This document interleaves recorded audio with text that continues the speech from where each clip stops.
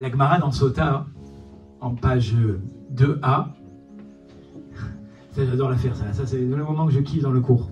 Je le dis souvent à mes élèves. 40 jours avant que votre mère, elle sache qu'elle était enceinte de vous, en haut, on a dit Shai, celui-là il n'est pas dans la salle ce soir, Shai, il se mariera avec Nitsa. 40 jours, je répète, avant que ta mère, elle sache qu'elle était enceinte de toi, en haut, il y a quelque chose, Arbaim Yom, Yetzirat Avlad, la Gemara dit, Machrizim, Shai se mariera avec Nitsa. C'est comme dans les magasins. Shai est demandé avec Nitsa à l'entrée. C'est vraiment ça. On prend la Neshama. Le Zohar, il dit un truc terrible. Et il dit, on prend les deux Neshamot et on les colle ensemble comme Avraham. Vous savez que Adam Arishon, qui était doux par Tsouf, il était masculin et féminin. On colle les deux Neshamot ensemble.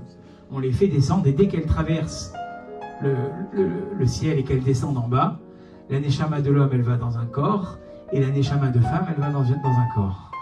Et pendant 25 ans, tu vas devoir jouer à cache-cache pour la retrouver. Il y en a qui la cherchent toujours. Et j'ai une explication. Vous allez me dire, attendez, monsieur Rabbin, oui, dites-moi.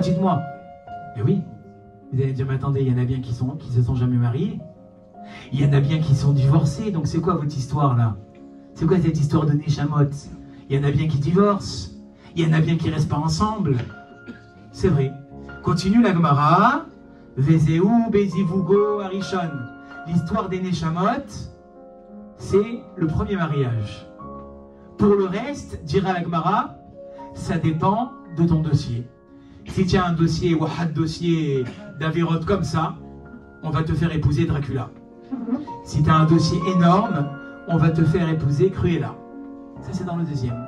Mais la première femme ou le premier homme avec lequel tu es passé sur la roupa, que tu le veuilles ou non, et ceux qui écouteront certaines séquences que j'enverrai toutes, parce que là, le cours n'est pas en direct, là, je vous rassure, c'est des séquences, que tu le veuilles ou non, la personne avec qui tu t'es marié la première fois, c'est celle qui est descendue d'en haut avec toi. Monte et descend. C'est Dieu, il a dit, la meilleure, et ça paraît fou, hein, je dis, ben ouais, avec le cas que j'ai à la maison, je peux pas croire que Dieu m'a envoyé un cas social comme ça. Peut-être toi le cas social en fait. Je vous ai dit, le couple c'est un miroir. Je vous le dis, hein, c'est pas des blagues. Faites ce soir-là, dès ce soir, quand vous rentrez, vous voyez plus ma sale tête là, maintenant là, vous voyez plus la synagogue. Avant de vous endormir ce soir, vous mettez sous la couette et vous passez en revue tous les défauts que vous voyez chez votre conjoint ou chez votre conjointe. Et vous faites des V comme ça. Et à côté, vous vous demandez la question, est-ce que vous n'êtes pas un peu comme ça? Mais avec, là, si vous le faites, non, je vous fais faire maintenant. Oui, monsieur le rabbin, vous avez raison. Hachem Yazor, Hachem Ishmor, Bezrat Hachem, ça va. Là, vous allez me faire semblant. Ce soir, quand vous êtes tout seul, pas avec moi, tout seul, passez en revue tout ce que vous reprochez à votre femme ou à votre mari et demandez-vous s'il n'y a pas quelque chose de Tennessee, un petit quelque chose pareil chez vous. Demandez-vous si vous aussi. Et là, vous allez vous rendre compte qu'en fait, la pomme n'est pas tombée loin de l'arbre.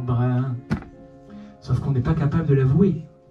Si je me découvre devant mon mari ou ma femme, donc finalement je me rends fautif, et donc j'ai plus de crédit. Si je dis que les autres ils ont le même problème que moi, donc à ce moment-là c'est plus possible.